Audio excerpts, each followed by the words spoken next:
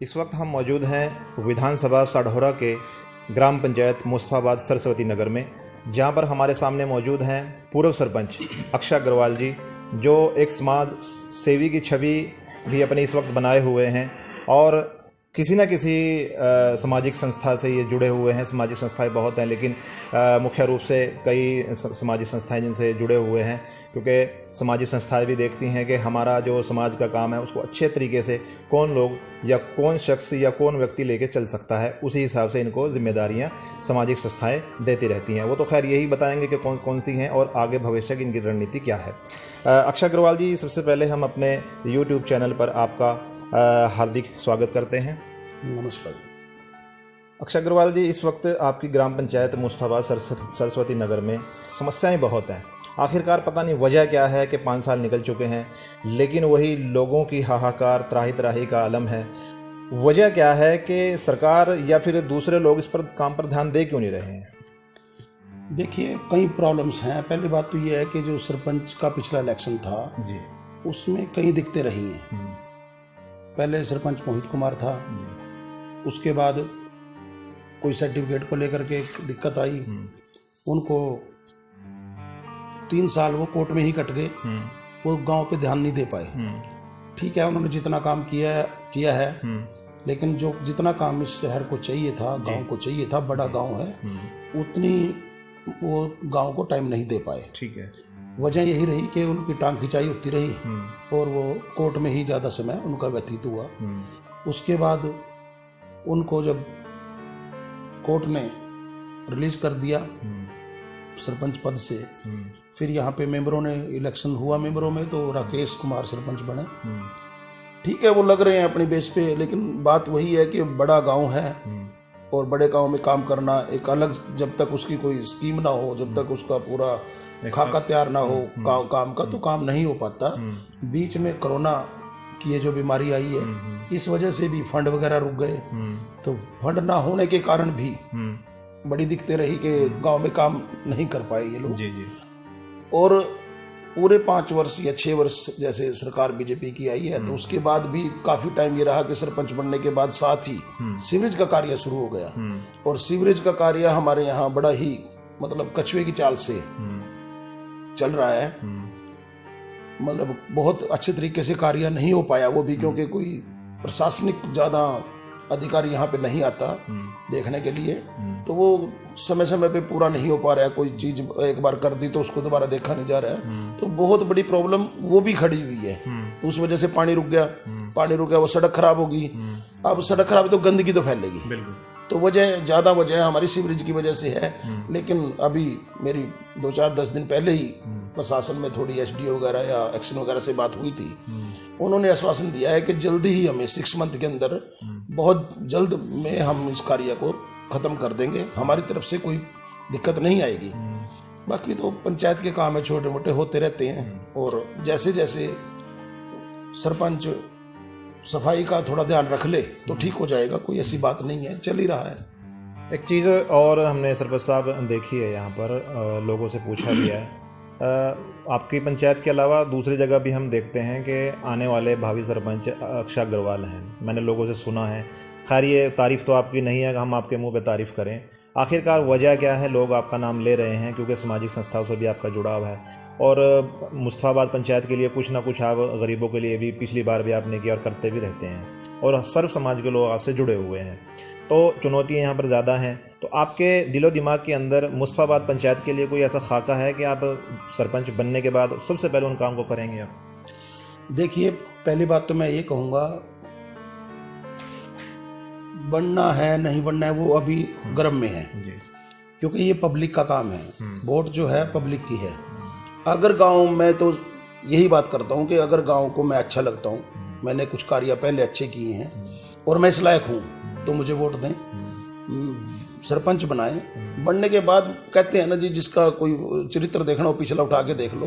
तो हमने पीछे काम किए हैं, जो काम किसी ने नहीं किए थे पिछले 20 या 50 साल में भी, उस कार्य को हमने किया अपनी पंचायत के टाइम में। और आगे भी सोच बहुत बड़ी है। सोचते हैं कि पंचायती राज इसलिए बनाया गया है कि गांव के हर व्यक्ति को उसका लाभ हो। बिल्कुल।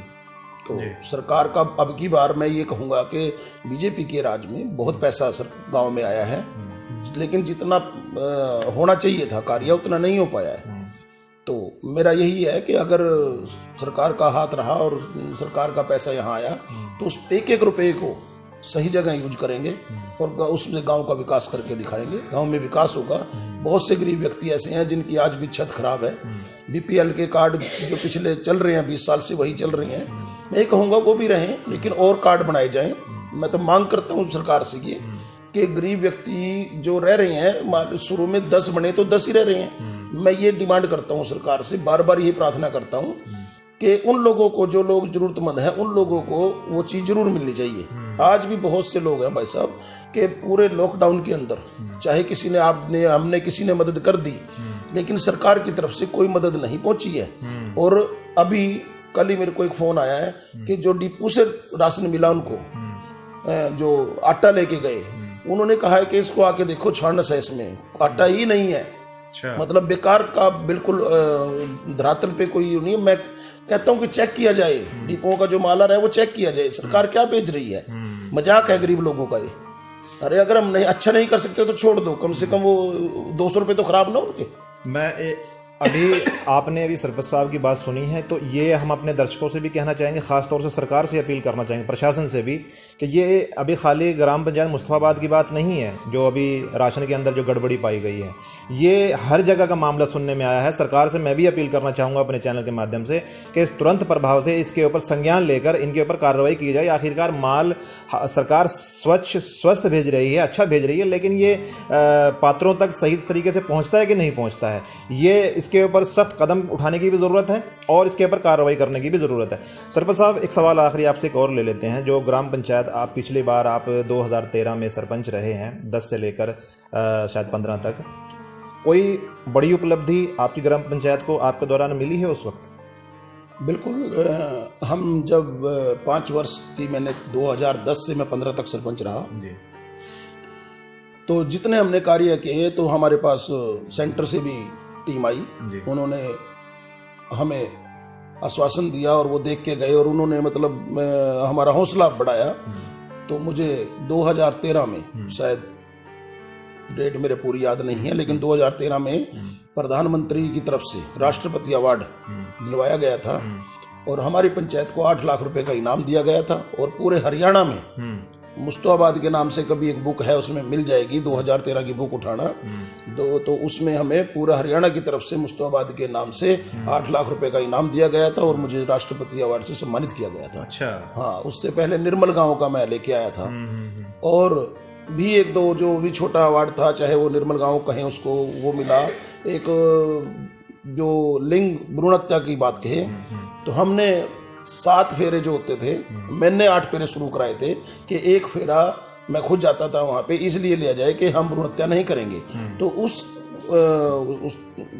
उसको ग्राफ को देखते हुए हमारे यहाँ पे 800 लड़कों पे 800 लड़कियां, मतलब लड़के थे, तो इस तरह मतलब बढ़ गया था, हमारा बराबर हो गया। जैसे पहले 800 थे तो 1000 लड़के थे, तो जिस समय में मुझे अवार्ड मिला तो बराबर संख्या, 1000 बच्चे लड़के थे तो 1000 ही लड़कियां होगी। तो उसमें भी मुझे 1 लाख रुपए का इनाम दिया गया था माननीय डी साहब के यहाँ बुला करके, और वहाँ भी मेरा हौसला बढ़ाई बहुत हुआ था। उससे भी बड़ी मतलब हमें भी हौसला मिलता है जब सरकार ऐसे करती है। तो हम अपने दर्शकों से कहना चाहेंगे, अगर सरपंच एक जनप्रतिनिधि होता है, अगर वो कुछ करना चाहे तो पंचायत बहुत कुछ कर सकती है। अभी आप लोगों ने सुना है ग्राम पंचायत मुस्तफाबाद को 2010 से 15 तक किन किन उपलब्धियों से गुजरना पड़ा है, सरपंच साहब ने बताया है।